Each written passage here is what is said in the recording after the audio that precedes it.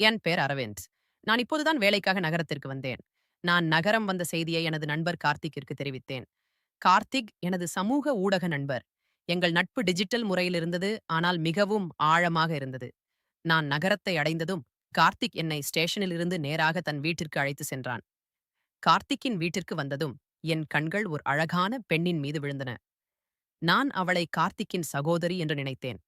அப்போது கார்த்திக்கின் தவறான கருத்தை நீக்கி, அரவிந்த், அது என் சகோதரி இல்லை, என் அம்மா என்றான்.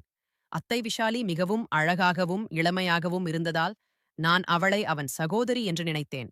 அத்தை ஒரு இளம் பெண் போல் இருந்தார். நான் அவளை இதற்கு முன் பார்த்ததில்லை, அதனால் நான் குழப்பமடைந்ததில் இயல்பானதுதான். அன்று கார்த்திக்கை சந்தித்ததில் எனக்கு மிகுந்த மகிழ்ச்சி ஏற்பட்டது. மதிய உணவுக்கு பிறகு நான் அங்கிருந்து புறப்பட ஆரம்பித்தேன். ஏனென்றால் நான் தங்குவதற்கு ஒரு இடத்தை பார்க்க வேண்டும். எனக்கு வேலை இருக்கிறது என்று சொல்லி அங்கிருந்து புறப்பட ஆரம்பித்தேன். அப்பொழுது கார்த்திக் என்னை தடுத்தான். அரவிந்த், நீ விடுதி போன்றவற்றை ஏன் தேடுகிறாய்? உனக்கு சொந்த வீடு இருக்கும்போது விடுதியில் தங்குவது சரியில்லை என்று அவன் சொன்னான். அப்போது நான் என் சொந்த வீடு என்று சொன்னேன். என் நண்பா, இவ்வளவு சீக்கிரம் என்னை அந்நியனாக்கி விட்டாயா? நான் நகர்ப்புறமாக இருக்கலாம், ஆனால் நட்பு என்றால் என்னவென்று எனக்கு தெரியும். பார், நானும் எங்க அம்மாவும் மட்டும்தான் இந்த வீட்டில் வசிக்கிறோம். நீ இங்கு வசதியாக இருக்க முடியும். எப்படியும் இப்போது நான் என் மேல் படிப்பிற்காக சில வருடங்கள் வெளிநாடு செல்கிறேன். அதனால் அம்மாவுக்கு என்னை போன் பார்த்துக்கொள்ள யாராவது தேவை. நான் வெளிநாடு சென்றதும் என் அம்மாவை என்னைப் போல் பார்த்துக்கொள் என்றான். கார்த்திக் சொன்னதை கேட்டு நான் உணர்ச்சி வசப்பட்டேன். ஏனென்றால் அவன் என்னை அந்நியனாக நினைக்கவில்லை, மாறாக தன்னைப் போல் நினைத்தான். கார்த்திக் சொன்னதை அவரது அம்மாவும் ஆதரித்து, ஆமாம், அரவிந்த், கார்த்திக் சொல்வது முற்றிலும் சரி. என் மகன் கார்த்திக் வெளிநாடு சென்றால் இன்னொரு மகன் என்னுடன் இருக்க முடியாதா? கடவுள் உன்னை சரியான நேரத்தில் இங்கே அனுப்பியிருக்கிறார். அதாவது நீ இங்கே என்னுடன் இருக்க வேண்டும் என்று கடவுள் விரும்புகிறார் என்றாள். அவர்களின் வற்புறுத்தல் மிகவும் அதிகரித்ததால் என்னால் மறுக்க முடியவில்லை. 2 நாட்களுக்குப் பிறகு கார்த்திக் வெளிநாடு செல்லவிருந்தான். அவன் சென்ற பிறகு நான் வீட்டில் அத்தையுடன் தனியாக இருந்தேன். என் வீட்டின் சூழ்நிலையை மனதில் வைத்து நான் உடனடியாக ஒரு வேலையை தேடினேன். 22 வயதில் மேற்படிப்பு படிக்கும் எண்ணத்தை விட்டுவிட்டு பணம் சம்பாதிக்க வேலைக்கு சேர்ந்தேன். மேற்படிப்பு படிக்கும் அளவுக்கு என்னிடம் பணம் இல்லை. அதனால் வேலை செய்ய முடிவு செய்தேன். நகரத்தில் எனக்கு நல்ல வேலை கிடைத்தது. கார்த்திக்கிற்கு 22 வயதில் வெளிநாட்டில் படிக்கும் வாய்ப்பு கிடைத்தது. அவனுடைய அதிர்ஷ்டம் மிகவும் நன்றாக இருந்தது. சரி, யாருடைய விதி எப்படி இருக்கும் என்று சொல்லி என் விதியை குறை சொல்வதை நிறுத்தினேன். அந்த நாள் முதல் நான் கார்த்திக்கின் அம்மாவை என் அம்மாவாக நினைத்து அவர்களுடன் வாழ ஆரம்பித்தேன். ஆனால் அத்தையின் மனதில் என்னிடம் தவறான எண்ணங்கள் இருந்தன. அது ஆரம்பத்தில் என் கவனத்திற்கு வரவில்லை. ஆனால் மெதுவாக அந்த விஷயங்கள் என் கண்களுக்கு புலப்பட ஆரம்பித்தன. அத்தை நகரத்தில் வேலை செய்து கொண்டிருந்தார். அந்த இரவு அத்தை எனக்காக எனக்கு பிடித்த உணவே சமைத்தார். அவள் சொன்னாள், உன் சமூக ஊடகத்தில் இருந்து உன் விருப்பங்களைப் பற்றி கொஞ்சம் தெரிந்து கொண்டேன். உன் பயோமில் சைனீஸ் உணவு உனக்கு மிகவும் பிடிக்கும் என்று எழுதியிருக்கிறாய் அல்லவா என்றார். அத்தையின் விருப்பங்களைப் பற்றி தெரிந்து கொள்ள ஆரம்பித்தார். அந்த இரவு நாங்கள் சாப்பிட்டுக் கொண்டிருந்த போது அவள் என் அருகில் வந்து உட்கார்ந்தாள். அவள் என் தட்டில் ஒரு ரொட்டியை வைத்தாள். சாப்பிட்டு முடித்ததும் நான் அத்தைக்கு உதவ ஆரம்பித்தேன். சாப்பாட்டு மேசையிலிருந்து பாத்திரங்களை எடுக்க ஆரம்பித்தேன். நான் வேலை செய்வதை பார்த்ததும் நீ மிகவும் சரியான பையன் என்று சொன்னார். கார்த்திக் உன் புகழை பலமுறை கூறியுள்ளான். அதனால் உன்னை சந்திக்கும் ஆவலில் இருந்தேன். நீயும் கார்த்திக்கும் மிகவும் வித்தியாசமானவர்கள். கார்த்திக் வீட்டின் வேலைகளில் ஒருபோதும் உதவ மாட்டான். மாறாக வீட்டுப் பொருட்களை சிதறடிப்பதில் வல்லுனன் என்றார். கார்த்திக்கின் வேடிக்கையான கதைகளை கேட்டு நான் சிரிக்க ஆரம்பித்தேன். சிரித்துக்கொண்டே இருந்த அத்தை திடீரென்று அமைதியாகிவிட்டார். அவருக்கு கார்த்திக் ஞாபகம் வந்திருக்கும் என்று நினைத்தேன். அதனால் அவர் தோளில் கை வைத்து, அத்தை, கார்த்திக் ஞாபகம் வந்தால் நான் அவனுக்கு போன் செய்கிறேன். அதற்காக நீங்கள் ஏன் இவ்வளவு சோகமாக இருக்கிறீர்கள் என்று சொன்னேன். அப்போது அத்தை என் கையில் கை வைத்து, கார்த்திக் நிரந்தரமாக வெளிநாடு செல்லவில்லை என்பது எனக்கு நன்றாக தெரியும். நான் இப்போது அவனை நினைத்து அமைதியாக உட்காரவில்லை, மாறாக திடீரென்று உன் நினைவுகளில் தொலைந்து விட்டேன் என்றார். மேலும் அவர், நீ எவ்வளவு சரியானவன் என்று யோசித்துக் கொண்டிருந்தேன். நீ இப்படி என்னை அடிக்கடி ஈர்த்தால் எனக்கு என்ன ஆகும்? நீ என்னை இப்படி அடிக்கடி ஈர்க்க வேண்டாம். இல்லை என்றால் என்னை கையாள்வது உனக்கு கடினமாகிவிடும் என்று சொல்லிவிட்டு என் கையிலிருந்து தட்டை வாங்கி சமையலறைக்கு சென்றார். சிறிது நேரம் நான் அதே இடத்தில் அப்படியே நின்றேன். அத்தை சொன்னது என் தலைக்கு மேல் சென்றது மெதுவாக. அத்தை என் முன் தன் அலையின் தாக்கத்தை ஏற்படுத்த ஆரம்பித்தார். அவள் தினமும் காலையில் சீக்கிரம் எழுந்து யோகா செய்வாள். அவள் யோகா செய்வதை பார்த்தபோது அவள் இளமையாக இருப்பதன் ரகசியம் எனக்கு புரிந்தது. அவள் மார்க்கெட்டில் ஷாப்பிங் செய்ய வேண்டும் என்பதற்காக என்னை அலுவலகத்தில் இருந்து சீக்கிரம் வீட்டிற்கு அழைத்தாள். நான் அவளை அழைத்து செல்ல வேண்டும் என்று அவள் விரும்பினாள். அன்று நான் மதியம் அரை நாள் விடுமுறை எடுத்துக்கொண்டு வீட்டிற்கு வந்தேன். வீட்டுக்கு வந்ததும் நான் பலமுறை பெல் அடித்தேன். ஆனால் உள்ளே இருந்து எந்த சத்தமும் வரவில்லை. பெல் கூட வேலை செய்யவில்லை என்று நினைத்தேன். அப்போது நான் வைத்திருந்த 2வது சாவியை வைத்து கதவை திறந்து உள்ளே சென்றேன். காலில் யாரும் எனக்கு தெரியவில்லை. அப்போது அத்தையின் அறையிலிருந்து தண்ணீர் சத்தம் கேட்டது. வீட்டில் உள்ள ஏதோ ஒரு அறையில் தண்ணீர் ஓடிக்கொண்டிருக்கும் என்று நினைத்தேன். ஏனென்றால் என்னை சீக்கிரம் வீட்டிற்கு அழைத்தும் அத்தையை எங்கும் காணவில்லை. எவ்வளவு நேரமாக தண்ணீர் வீணாகிக் கொண்டிருக்கிறது என்று யாருக்கு தெரியும்? இனிமேலும் தண்ணீர் வீணாகாமல் இருக்க வேண்டும் என்பதற்காக அந்த தண்ணீர் வந்த திசையில் செல்ல ஆரம்பித்தேன். அந்த தண்ணீர் சத்தத்தின் திசையை யோகித்து குளியல் அறையிலிருந்து தண்ணீர் சத்தம் வந்த ஒரு அறைக்கு வந்தேன். கதவை திறக்க கை நீட்டிய போது உள்ளிருந்து கதவு திறந்தது. அத்தை குடித்துவிட்டு வெளியே வந்தார். அவளது முகத்தில் நனைந்த முடியிலிருந்து சிறிய நீர்துளிகள் விழுந்து கொண்டிருந்தன. அந்த நேரத்தில் சில நொடிகள் நான் அப்படியே நின்றேன். அத்தையின் அழகில் நான் மிகவும் தொலைந்து போனேன். எனக்கு சுயநினைவு போனது. கதவு மூடும் சத்தம் கேட்டதும் எனக்கு சுயநினைவு வந்தது. அத்தை, என்னிடம் அரவிந்த், நீ வந்துவிட்டாயா? என் அறைக்கு ஏன் வந்தாய்? உன் அறையில் தண்ணீர் வரவில்லையா என்று கேட்டாள். அப்போது நான் அத்தையிடம், உங்கள் குரல் எனக்கு கேட்கவில்லை. அதனால் நீங்கள் இன்னும் வீட்டுக்கு வரவில்லை என்று நினைத்தேன். எனக்கு குழாய் தண்ணீர் சத்தம் கேட்டது. அதனால் நான் உங்கள் அறைக்கு வந்தேன் என்று சொன்னேன். அதற்கு அவள், இன்று நான் வீட்டின் வாசலில் செருப்பை வைத்திருந்தேன். அதனால் நான் வீட்டில்தான் இருக்கிறேன் என்பது உனக்கு தெரியாமல் இருந்திருக்கும். நீயும் போய் பிரஷ் ஆகி வா, நான் தயாராகி வருகிறேன் என்று சொல்லிவிட்டு அத்தை தன் அறைக்கு சென்றாள். நானும் பிரஷாக என் அறைக்கு வந்தேன். சிறிது நேரம் கழித்து நாங்கள் இருவரும் எங்கள் அறைகளிலிருந்து தயாராகி மார்க்கெட்டுக்கு செல்ல வெளியே வந்தோம். அத்தை மிகவும் சாதாரண ஆடைகளில் தயாராக இருந்தார். ஆனாலும் அவர் மிகவும் அழகாக இருந்தார். அவரை பார்க்கும்போது எனக்கு ஒரு பெண்ணின் இவ்வளவு அழகை நான் முதன்முறையாக பார்ப்பது போல் இருந்தது. அந்த நேரத்தில் நான் அடிக்கடி அத்தையை பார்த்து கொண்டிருந்தேன். அவள் என் அருகில் வந்து என் தலைமுடியை தடவி, அரவிந்த், நீ எப்போது பார்த்தாலும் என்ன யோசனையில் மூழ்கியிருக்கிறாய்? சீக்கிரம் வா என்றாள். அத்தை சொன்னதைக் கேட்டு நான் மீண்டும் சுயநினைவுக்கு வந்து அவர்களுடன் மார்க்கெட்டுக்கு சென்றேன். அவள் வண்டியில் என் பின்னால் உட்கார்ந்ததும் அவள் தன் 2 கைகளையும் என் தோள்களில் வைத்து பிடித்துக் கொண்டாள். மார்க்கெட்டில் அவள் எங்கு செல்ல வேண்டுமோ அங்கு நான் அவளை அழைத்து சென்றேன். வீட்டுக்கு வந்ததும் அத்தை என் கையை பிடித்து, ஏனென்றால் நீ உண்மையில் அப்படியே இருக்கிறாய். மிகவும் சரியானவன். நீ சிறிதும் புகார் சொல்லவில்லை. நான் எங்கு செல்ல வேண்டுமோ அங்கு என்னை அழைத்து சென்றாய். அதனால் என் ஷாப்பிங் சீக்கிரம் முடிந்தது. இல்லையென்றால் உன் நண்பன் கார்த்திக் என்னை ஒரு கடையில் விட்டு விடுவான். மற்ற இடங்களுக்கு நான் நடந்தே செல்ல வேண்டியிருக்கும். ஆனால் அவன் வண்டியில் உட்கார்ந்திருப்பான். ஆனால் நீ என் எல்லா பைகளையும் தூக்கிக் கொண்டு என்னை எல்லா இடங்களிலும் வண்டியில் அழைத்து சென்றாய். அதனால் என் நேரம் நிறைய மிச்சமானது என்றார். இதற்கு பிறகு அத்தையின் முதுகில் தட்டுவதற்கு பதிலாக என் கன்னங்களை அன்பாக தட்டினாள். பின்பு ஒரு நாள் அலுவலகத்திற்கு நேரமாகிவிட்டது என்று சொல்லி என்னை அலுவலகத்திற்கு அழைத்து செல்ல சொன்னார்கள். அலுவலகத்தில் முதலாளியிடம் இது என் பையன் கார்த்திக் என்று என்னை அறிமுகப்படுத்தினார். அத்தையின் இந்த நடத்தை எனக்கு வித்தியாசமாக இருந்தது. நான் அத்தையிடம் அலுவலகத்தில் இதை பற்றி கேட்க நினைத்தேன். ஆனால் அங்கு நிறைய பேர் இருந்ததால் நான் எதுவும் கேட்கவில்லை. பின்பு நானும் என் அலுவலகத்திற்கு சென்றேன். நான் அலுவலகத்திலிருந்து மாலை வீடு திரும்பியதும் அத்தையின் நடத்தை கொஞ்சம் வித்தியாசமாக இருந்தது. வீட்டிற்கு வந்ததும் அத்தை என் கையை பிடித்து, இன்று நீ என் கூட அலுவலகம் வந்து எனக்கு பெரிய உதவி செய்தாய் என்றார்.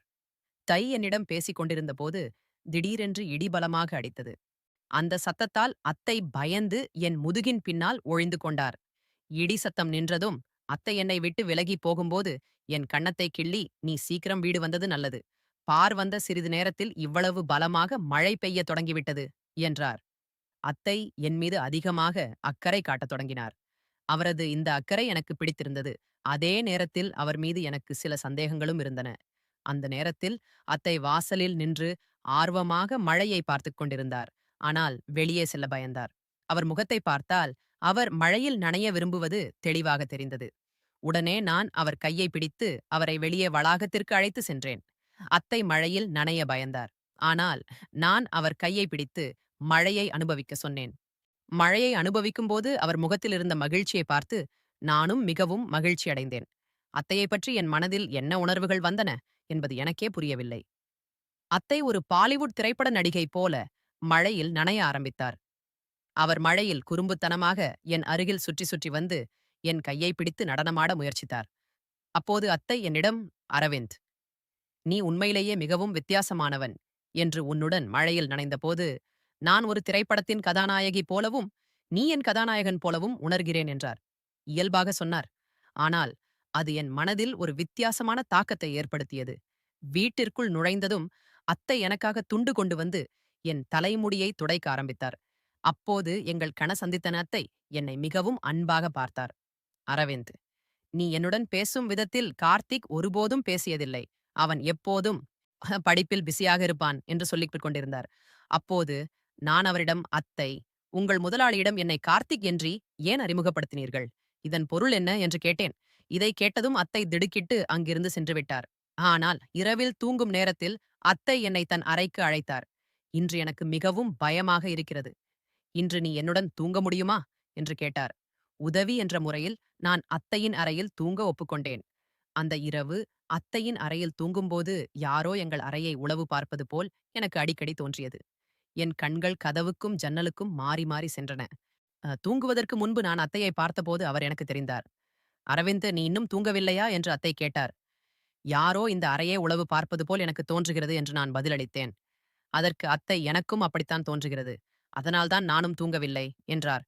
இது நம்முடைய பிரமையாக இருக்கலாம் என்று சொல்லி அத்தை என் மீது கையை வைத்து தூங்க முயற்சித்தார். சிறிது நேரம் கழித்து திடீரென்று அறையின் விளக்குகள் இருந்தன. யாரோ அம்மா என்று அழைத்தார்கள். இந்த சத்தத்தால் நானும் அத்தையும் தூக்கத்திலிருந்து எழுந்தோம். பார்த்தால் கார்த்திக் எதிரில் நின்று கொண்டிருந்தான். அவன் எங்களை பார்த்து தன் அம்மாவிடம், அம்மா, நீ என்ன செய்கிறாய்? அரவிந்த், என் நண்பன், இது போன்ற விஷயங்கள் உனக்கு தவறாக தெரியவில்லையா?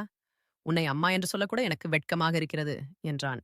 நான் கார்த்திக்கிடம், கார்த்திக், நீ தேவையில்லாமல் இப்படி நினைக்காதே. அத்தை பயந்ததால் என்னை தன் அறையில் தூங்க அழைத்தார் என்றேன். ஆனால் அத்தை என் மீது கை வைத்திருந்த விதத்தை பார்த்தால் யாருக்கும் தவறான எண்ணம் வரலாம். கார்த்திக் தன் அம்மா மீது தகாத வார்த்தைகளை பேச ஆரம்பித்தான். அதை கேட்கும் பொழுது அவன் திடீரென்று வீட்டிற்கு வந்தது போல் தெரியவில்லை. இது அவனுடைய திட்டம் போலிருந்தது. நான் கார்த்திக்கிடம், கார்த்திக் என்ற சின்ன விஷயத்திற்காக நீ அத்தையின் மீது இப்படி குற்றம் சாட்டலாமா? நீ வேறு ஏதாவது கோபத்தை வெளிப்படுத்துகிறாய் என்று நினைக்கிறேன். நீ வெளிநாடு சென்றாய் என்று சொன்னாயே, திடீரென்று எப்படி வீட்டுக்கு வந்தாய் என்று சொல்லு என்றேன். அதற்கு கார்த்திக், நான் வெளிநாடு செல்ல முடியாது. ஏனென்றால் எங்க அம்மாவிடம் அவ்வளவு பணம் இல்லை. அம்மாவால் பணம் ஏற்பாடு செய்ய முடியவில்லை. அதனால நான் என் மாமாவிடம் கொஞ்சம் பணம் வாங்க சென்றேன். நான் மாமாவிடம் சென்றதை அம்மாவிடம் சொல்லவில்லை. அன்றைக்கு நான் மாமாவிடம் பணம் வாங்க சென்றபோது அவர் அம்மா பற்றி சில விஷயங்களை சொன்னாரு. அதை நான் முன்பு கவனிக்கவில்லை. என் மாமா என் அம்மாவுக்கு ஒரு அந்நிய ஆணுடன் தவறான தொடர்பு இருப்பதாக சொன்னார். அவர் சொன்னதை நான் நம்பினேன். ஏனென்றால் அவர் சொன்னதை சந்தேகிக்க எந்த காரணமும் இல்லை. என் அப்பா இல்லாத போதும் அம்மா இவ்வளவு அலங்காரமாக இருந்தார். ஆனால் இது யாருக்காக என்று நான் கவனித்ததில்லை. அன்று மாமா என் கண்களை திறந்தார். அப்போதுதான் நான் அம்மாவின் மீது ஒரு கண் வைக்க திட்டமிட்டேன். அந்த நேரத்தில் நீயும் நகரத்திற்கு வர இருந்தாய். என் திட்டத்தின்படி நான் வெளிநாடு செல்வதாக சொல்லி அம்மாவுடன் தங்க வற்புறுத்தி இருந்தேன். என் அம்மா உன்னை தவறாக வழிநடத்த தொடங்குவார் என்று எனக்கு தெரியும். உங்கள் இருவருக்கும் இடையே என்ன நடக்கிறது என்பது எனக்கு புரிந்தது. அரவிந்த், நான் உன்னை குற்றம் சொல்லவில்லை. உண்மையான தவறு என் அம்மாவினுடையது. அவளுடைய எண்ணம் கெட்டுவிட்டது. நீ அவளுடைய பேச்சை கேட்டு ஏமாந்திருப்பாய் என்றான். கார்த்திக் அமைதியானதும் நான் அவனிடம், நீ உன் அம்மா மீது குற்றம் சாட்டினாய். இப்போது சந்தோஷமாக இருக்கிறாயா? இன்னும் ஏதாவது மீதம் இருந்தால் சொல்லு.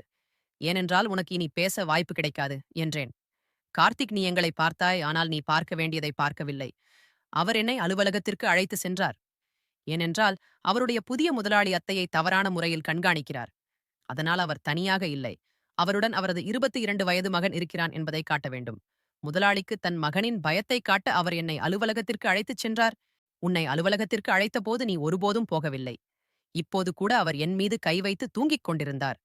ஏனென்றால் அவர் எனக்கும் உனக்கும் வித்தியாசம் பார்க்கவில்லை. நீ மற்றவர்கள் சொல்வதை கேட்பதற்கு பதிலாக உன் அம்மாவை புரிந்து கொள்ள முயற்சி செய்திருந்தால் உன் வாயிலிருந்து உன் அம்மாவை பற்றி இது போன்ற வார்த்தைகள் வந்திருக்காது. எனக்கு சில நாட்களிலேயே அத்தை வீட்டிலும் தனிமையில் இருந்தார் என்று எனக்கு புரிந்தது. அவருடைய மகன் அவருடன் இருந்ததால் அவர் உனக்காக 2வது திருமணம் செய்து கொள்ளவில்லை. அவர் உனக்காகவே வாழ்ந்தார். ஆனால் அம்மாவுக்கு உதவி செய்ய வேண்டிய பொறுப்பு உனக்கு வந்தபோது நீ அம்மா மீது கவனம் செலுத்தாமல் உன் சொந்த உலகில் தொலைந்து மற்றவர்கள் சொல்வதைக் கேட்டு அம்மாவை சந்தேகப்பட்டாய் என்றேன். நான் பேசிக் கொண்டிருக்கும்போது அத்தை என் தோளில் கை வைத்து, அரவிந்த், உன்னிடம் இருக்கும் புத்திசாலித்தனம் கார்த்திக்கிடம் இல்லை என்று நினைக்கிறேன். ஏனென்றால் நான் அவனை எதற்காகவும் கஷ்டப்பட வைத்ததில்லை. அவனுக்கு எல்லாவற்றையும் சரியான நேரத்தில் கொடுத்தேன். ஆனால் இன்று என் மகன் என் அன்புக்கு பதிலாக என்னை சந்தேகப்பட்டு விட்டான் என்றார். அப்போது அத்தை, கார்த்திக், உன் மாமா, மாமி நம் இருவருக்கும் இடையில் தூரத்தை உருவாக்க உனக்கு எதிராக பேசினார்கள். ஏனென்றால் நான் உன் அப்பாவின் சொத்தில் உன் பங்கை கேட்க உன் மாமாவிடம் சென்றேன். ஆனால் அவர் எனக்கு எதுவும் கொடுக்க மறுத்துவிட்டார். அப்போது நான் அவர்களை நீதிமன்றத்திற்கு இழுத்துச் செல்வேன் என்று மிரட்டினேன். உன் அப்பாவின் உரிமையை உனக்காக கேட்க சென்றேன். ஏனென்றால் உன் ஆசைகளை நான் அழிக்க விரும்பவில்லை. உன்னை பெரிய நகரத்தில் படிக்க வைக்க வேண்டும் என்று எனக்கு ஆசை இருந்தது. ஆனால் நீ இவ்வளவு சீக்கிரம் மற்றவர்கள் சொல்வதைக் கேட்டு ஏமாந்து விடுவாய் என்று எனக்கு தெரியாது. நீ உன் அம்மாவின் அன்புக்கு எதைத்தான் பரிசாக கொடுத்தாய் என்று சொல்லி அத்தை ஆழ ஆரம்பித்தார். அத்தை சொன்னதைக் கேட்டு கார்த்திக்கிற்கும் உண்மை புரிந்தது. அவன் மற்றவர்கள் சொல்வதைக் கேட்டு தன் அம்மாவை நம்பாமல் அத்தை மற்றும் என்னையும் தவறாக நினைத்தான். கார்த்திக் தனது தவறை உணர்ந்ததும் அத்தையிடம் அழுது மன்னிப்பு கேட்டான். அவர் ஒரு அம்மா, அதனால் அவர் உடனே தன் மகனை மன்னித்து விட்டார். மன்னிப்பு கேட்ட பிறகு அவன் என்னை தன் வீட்டில் தங்குமாறு வற்புறுத்த ஆரம்பித்தான். ஆனால் நான் இனிமேல் அங்கு இருக்க முடியாது. ஏனென்றால் அந்த அம்மாவுக்கும் மகனுக்கும் தங்கள் உறவை சரி செய்ய நேரம் தேவைப்பட்டது. என் கார்த்திக் தன் அம்மாவின் நேர்மையையும் தனக்காக அவர் செய்த போராட்டத்தையும் பார்க்க வேண்டியிருந்தது.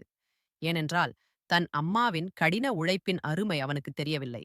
நான் சிறுவயதிலிருந்தே என் வீட்டின் வறுமையை பார்த்தேன். அதனால் நான் சிறு சிறு வேலைகளை செய்தேன். இப்போது என் நண்பரின் வீட்டிலிருந்து வெளியேறினேன். நண்பர்களே, இன்று பெற்றோர்கள் குழந்தைகளின் எல்லா ஆசைகளையும் உடனுக்குடன் நிறைவேற்றி விடுகிறார்கள். குழந்தைகள் அதற்கு பழகி விடுகிறார்கள். குழந்தைகளின் ஆசைகளை நிறைவேற்ற முடியாவிட்டால் குழந்தைகள் உடனே கோபமடைந்து அவர்களை கெட்ட வார்த்தைகளால் திட்டத் தொடங்குகிறார்கள். இது போன்ற சூழ்நிலைகளை தவிர்க்க பெற்றோர்கள் குழந்தைகளின் எல்லா ஆசைகளையும் உடனே செய்துவிடாமல் அந்த ஆசையை போராடி கஷ்டப்பட்டு பெறக்கூடிய வழியை கற்றுக் கொடுங்கள். அதுதான் அவங்களுக்கு வாழ்க்கையை கற்றுக் கொடுக்கும்.